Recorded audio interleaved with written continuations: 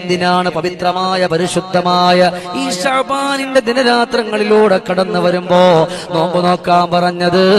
തഫ്രീഖു കുല്ലി അംറിൻ ഹകീമിൻ ഫീഹാ. അല്ലാഹുവിന്റെ ഖുർആൻ പറഞ്ഞത് ഫീഹാ യുഫ്റഖു കുല്ലു അംറിൻ ഹകീം, എല്ലാ കാര്യങ്ങളുടെയും വിധി നിർണയിക്കുന്നത് ഈ രാവിലാണ്. എല്ലാ കാര്യങ്ങളുടെയും വിധി നിർണയിക്കുന്നത് ഈ രാവിലെ. അത്രത്തോളം പോരിശയുണ്ട്.